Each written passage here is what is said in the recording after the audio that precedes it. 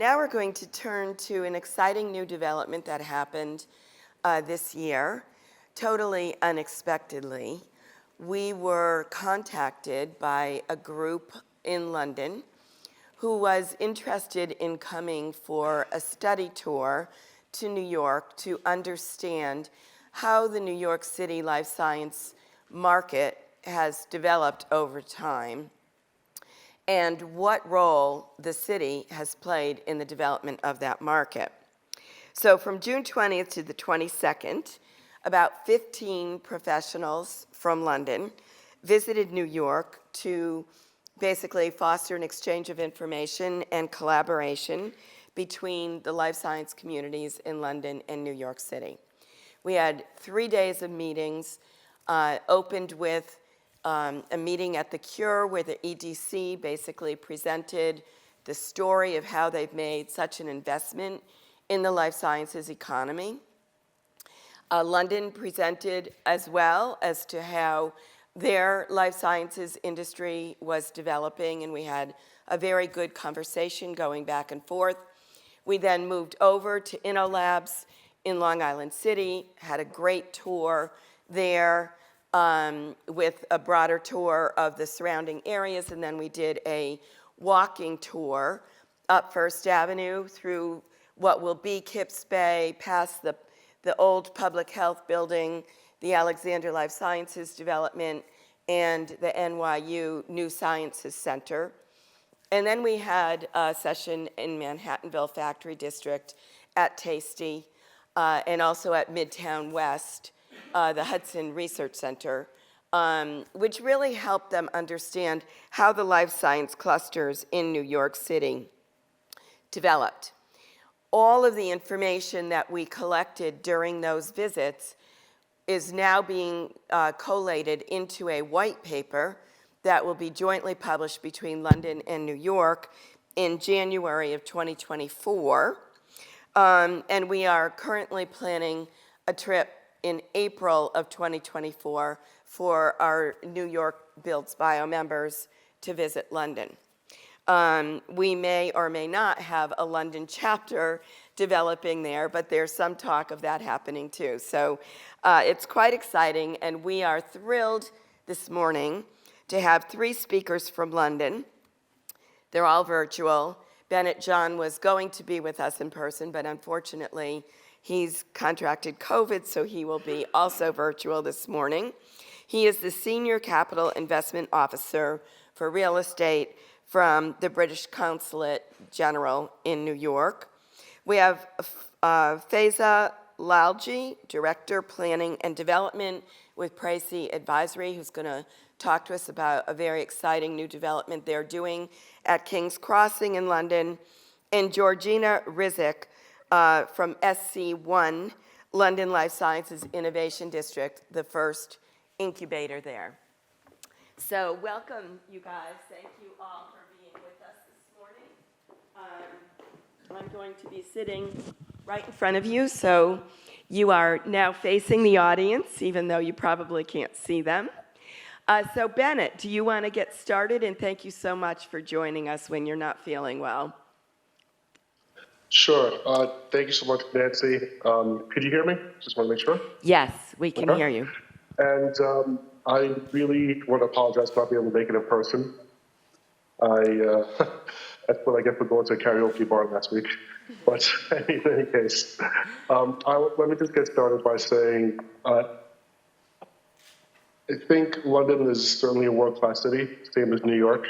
There's certainly a lot of similarities between 2 locations. Most recently, when I attended the World City Conference, actually in the same room which the audience is sitting in right now, they did a ranking of all the world cities, and London came in first. And don't be too disappointed, guys, in New York. New York came in third. I think it was based upon a couple of different categories, such as livability. So things such as like how walkable the city is, how many bike lanes there are, museums, connectivity to the airports, things of that nature. Lovability, so culture, restaurants, shopping attractions, and prosperity. So areas such as the percentage of the population who receive higher education, participates in the labor force, GDP per capita, and the number of Fortune 500 companies within the area. While I've been in the role, I've spoken to several people who were either both developers or investors in life sciences, and they've all given me some of the similar initiatives for what they believe creates a good life sciences cluster. And essentially, that would be access to venture capital, having world academic and medical institutions, good transportation, and having an area for individuals and talents to both live, work, and play. And certainly, New York and London, I believe, have both of those in spades. When you look at the life science ecosystem within London, I think one of the biggest strengths clearly is its ability, its talents, AI.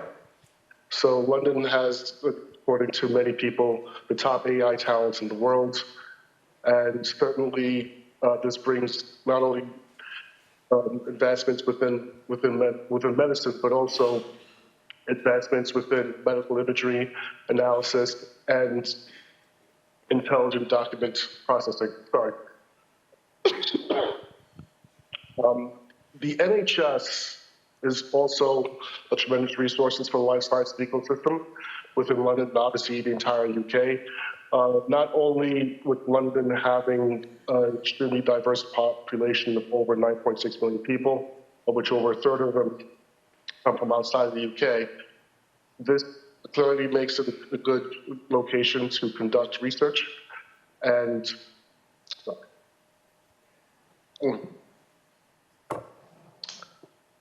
also lends itself to more health equity, which I will say is something that, as I've spoken to more and more people within the London ecosystem, is becoming more and more of a prevalent topic. There certainly is the infrastructure there available with 19 of the top 20 global pharma companies in the world, such as Novartis, Takeda, Gilead, Merck, AstraZeneca, all being in London.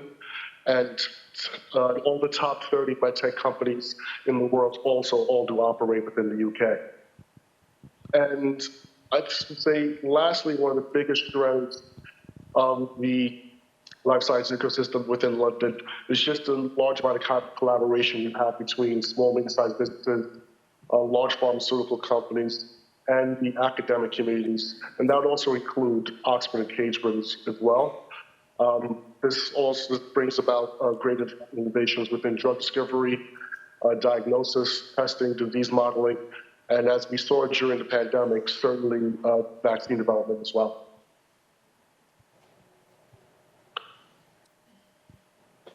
With world-class research and talents, clearly there's a high demand for lab space within London and the UK.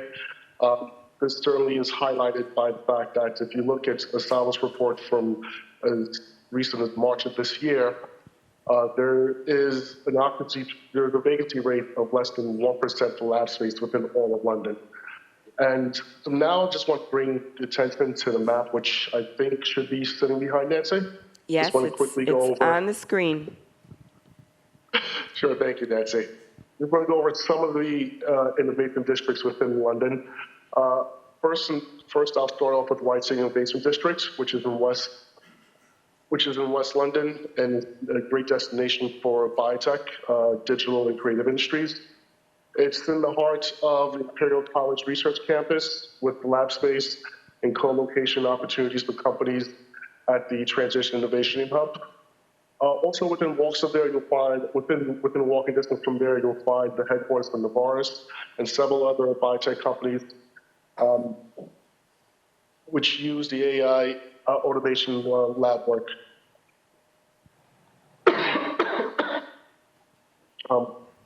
It is also the home for ACE ADC Therapeutics, which is a Swiss oncology-focused biotech company. When you look at the Paddington Life Sciences cluster, it's certainly the home to the Imperial College Healthcare NHS Trust, and also where Takeda and Vertex Pharmaceuticals are headquartered. Along with that, you'll find a National Institution for Health and Care Research, Newcastle In Vitro Diagnostics Cooperative, which aims to ensure that there's better diagnostics as quickly as possible for patients.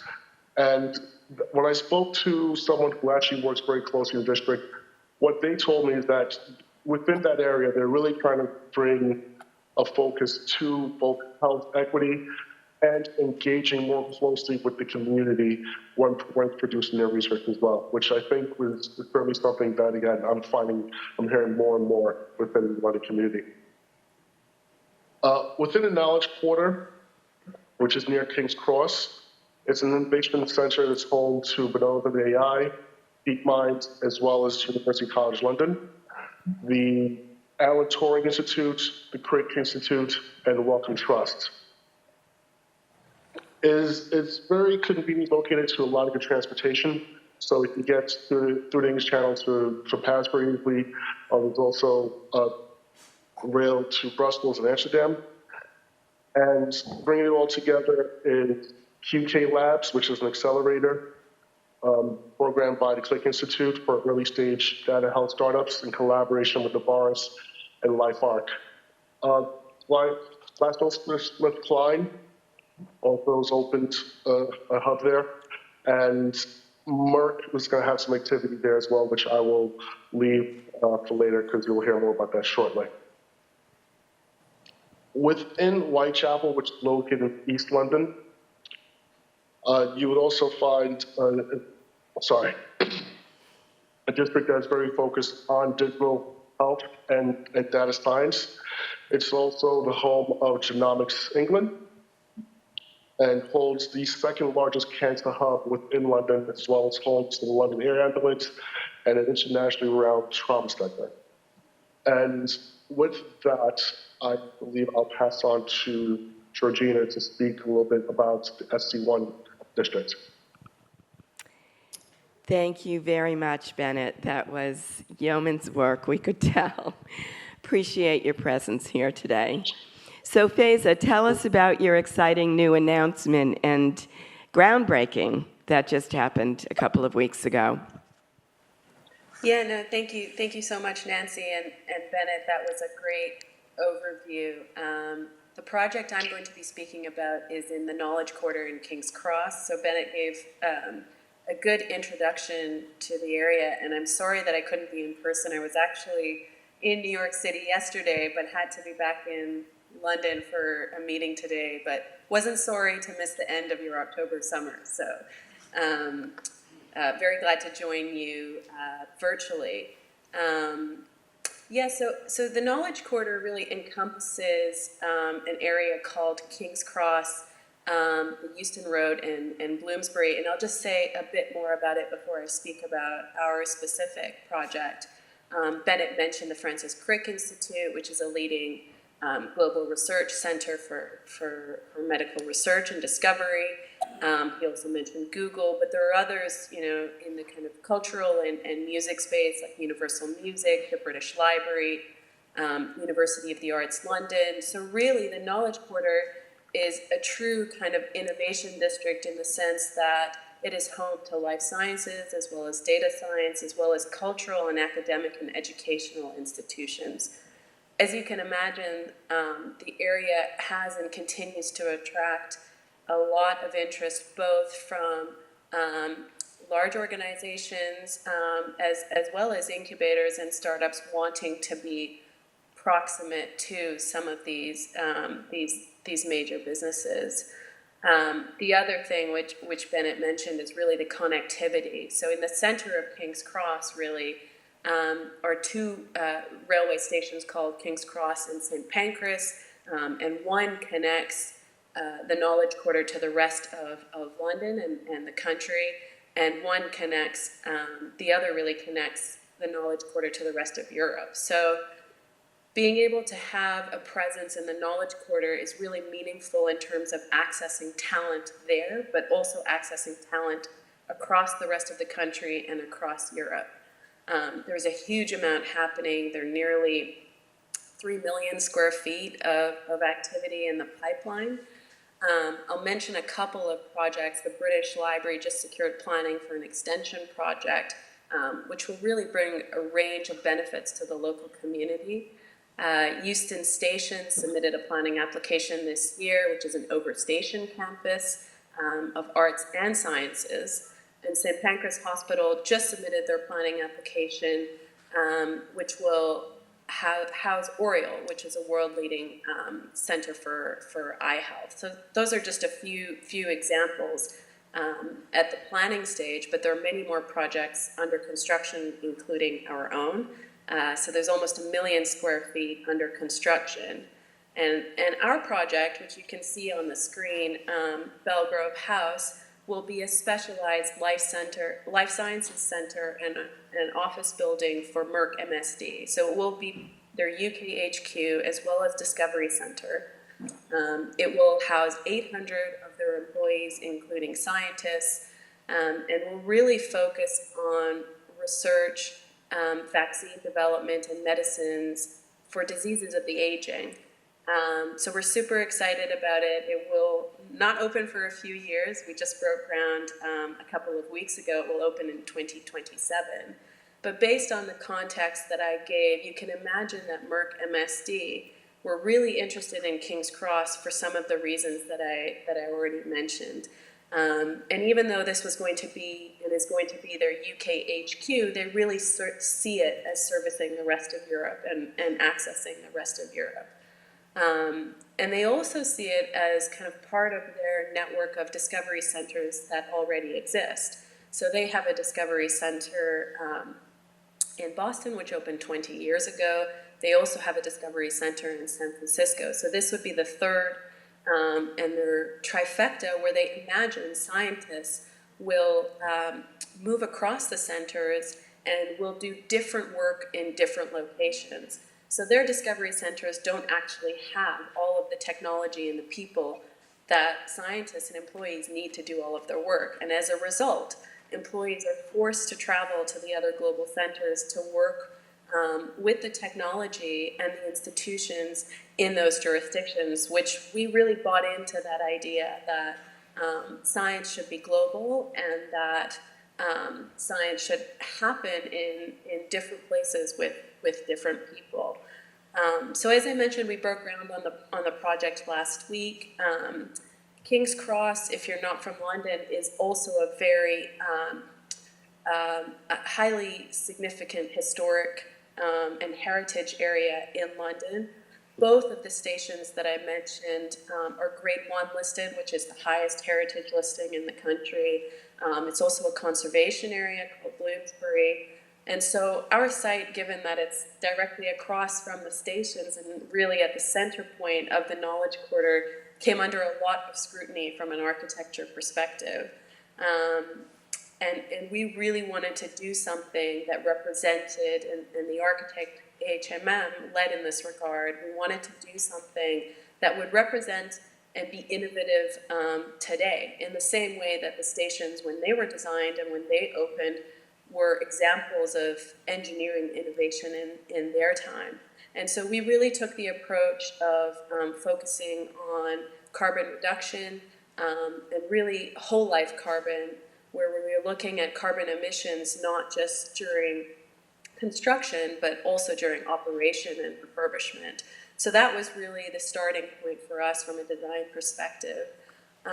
And it filtered through the whole project, from the kind of certifications we tried to achieve and the levels of reduction, as well as our waste strategy. So that was really the heart of the design. And attached to that was this idea of a kind of long life, loose fit building that met the needs of Merck MSD, but also could stand the test of time, as we are long-term owners and occupiers, and really stand and last beyond their 20-year lease to last 100 years. And so we really looked at the floor-to-floor heights and the vibration resistance and the structural grid and the public infrastructure and public realm and amenity space in the building as well.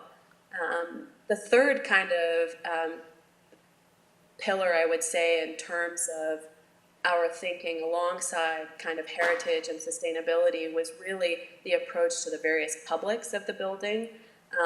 The Knowledge Quarter is also home to many local communities that have lived there for generations.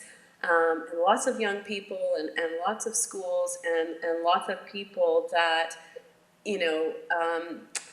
are not kind of supported in the way that they should be. And so Camden, the local authority, has really been focused on that and really pushed us to make the building for these various publics as well. And so in front of the building on the Euston Road, we reincorporated a station entrance that was accessible. We created an exhibition space to highlight and make available the work of MSD to the public.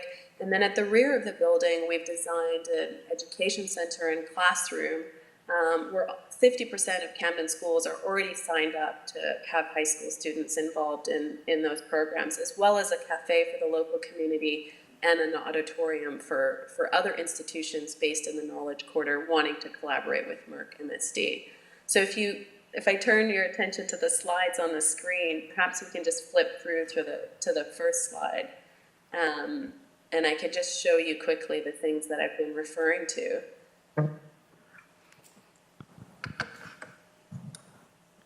Faaiza, I think they've been flipping through as you've been speaking. Yeah. So I'll just, okay. Great, we can start here. This is perfect, this is the first slide. So very quickly, you can see the kind of lab floors on floors 1 to 3 with the large public-facing windows where you can see activity through. You can see the upper office floors that have this kind of this biophilic facade with a zone for planting that really shows that the building is about greening and about sustainable thinking. And then the collaboration zone in between floors 1 to 3 and floors 4 to 9. And then on the ground floor, you can see the tube entrance on the corner, as well as the public entrance. So if you go to the next slide, this really shows the double skin and the biophilic facade, which can be viewed from a distance. Next slide. Some of the amenity in the building and the terraces facing the station. Side view of the labs. Interior view of the labs overlooking the stations. Reincorporated station entrance. Exhibition space facing the Euston Road, so the front of the building. And then education center, classroom, and auditorium to follow.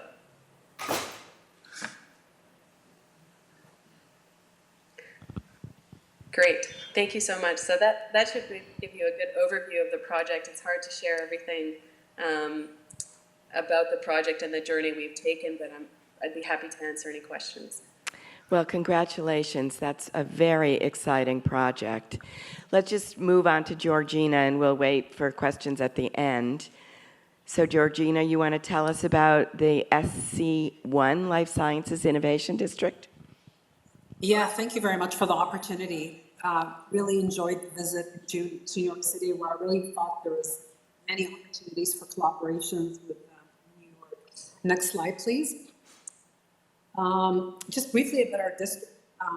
In South Central London, we are trying to build a truly global life sciences innovation district in South Central London. What's very unique, and I'm going to briefly go over this in the next few slides, is we have a partnership model with 7 active member partners. Can you go back, please? Georgina, if you could lean in towards your mic, we're having a little trouble hearing you. Sure. We've got 4 strategic programs that we're going to execute on. Equally relevant for this group, we've got 3 innovation hubs that I will speak on. But I think what really makes our district unique is our mission around not only innovation, but also optimizing health equity. For those of you who don't know, in South Central London, we have the 2 boroughs of Lambeth and Southwark, arguably located in some of the most iconic parts of South Central London. But we do have a diverse patient population with significant health inequalities that we're really trying to positively impact. Next slide, please. We're still having When a you little look at- trouble hearing you. I'm not sure what to do. Is that just an That's echo? clear Yeah. right now, but when you're going in and out for some reason. I'll try to not move. In terms of our partnership model, we are based out of King's College London, a great university in London. But I think what makes our ecosystem special is the connectivity to three incredible academic teaching hospitals, which we call in London here NHS Trust, the Guys at St. Thomas, the King's College Hospital, and the South London and Mosley. King's College London and the Trust form what we call the King's Health Partners. As I mentioned, we have the active engagement of our two local government boroughs, Southwark and Lambeth. And last but certainly not least, our landowner, Guys and St. Thomas's Foundation. Next slide, please. We are trying to execute on four strategic pillars. One is becoming the go-to ecosystem for entrepreneurs and founders, and making sure we have the right space, accelerators, incubators, and services to support them along the entrepreneurial journey. Equally important is our transformative partnership strategy with Big Pharma and Big Tech along the streams where we have academic and clinical leadership. That is mental health and neuroscience, oncology, respiratory and cardiovascular. We have an employment and skills strategy to make sure that the people within our boroughs ultimately get those great jobs in life sciences. And then I think what would be relevant to this group is we have an incredible estate strategy portfolio. Next slide, please. When we think about our district, we are arguably located in what I consider the best parts of London. We have our biomedical hub around the London Bridge campus, which has leadership in cancer, genomics, and targeted therapeutics. If you go over to Westminster Bridge, we've got a MedTech hub with leadership also in cardiovascular and respiratory disease and AI. And last but certainly not least, we also have our Denmark Hill campus, which is known as our Mind and Body Hub, with leadership at a global standing in terms of neuroscience and mental health. Next slide, please. Each of these hubs, in the interest of time, I will not be able to go into, but we have academic institutions, clinical institutions. We've had incredible spin-outs. We have offerings to really support what we envision to be critical to solve health problems, which is public-private partnerships. So that is available in every single hub. Next slide, please. When we reflect on the spaces available to us, very excited to talk about the London Institute for Healthcare Engineering, which will go live very soon along Westminster. This will be the gold standard in terms of the intersection of academia, the hospital system, as well as the private sector, in terms of taking medtech technologies from inception to commercialization. So really a great example of what that partnership looks like. On Westminster Bridge, we also have the Royal Street development. If you reflect back on London Bridge, we're going to have a huge development, Snowfield Corridor, about 350,000 square feet of dry, wet lab space and office space to really, again, foster that collaboration with the university, our academics, our clinicians, and the NHS Trust to really foster that connectivity. The same with Denmark Hill, where by the end of the year, we will have the Hers Motley Center for young people with mental health. So hopefully what you've seen from my presentation is our ecosystem is really anchored around a great university, great academic teaching hospitals, a phenomenal location that really foster connectivity, and of course, cultural icons of London, whether it's the Parliament buildings, whether it's the Shard, whether it's London Bridge, Westminster Bridge. And equally important, we have the support of our boroughs and really the engagement of the community to really make our reimagining of innovation and health equity a reality over the next few years. Thank you for your interest, and I'm happy to take any questions or share the slides. Thanks, Georgina. We're having a little bit of a technology challenge this morning, but I think what you can see is that there are real similarities between the way that London is developing and the way that New York is developing, and lots of areas for collaboration between the academic institutions that are doing science together. Many of the companies that have been started in New York actually list on the London Stock Exchange before they list on NASDAQ. So the financial sectors is a very important part of the collaboration as well. And then learning from each other in terms of the way that the different clusters are developing and making connections between those clusters for the cross-Atlantic partnerships and collaborations, I think, presents some really interesting opportunities. Does anybody have any questions that they would like to pose to our panelists in London this morning?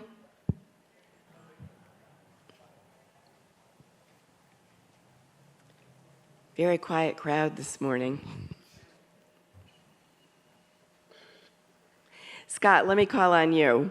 Can you just maybe talk a little bit about some of the collaboration opportunities you might see with Manhattanville Factory District and some of the work that's going on in London? Sure. So we're pleased to participate in your.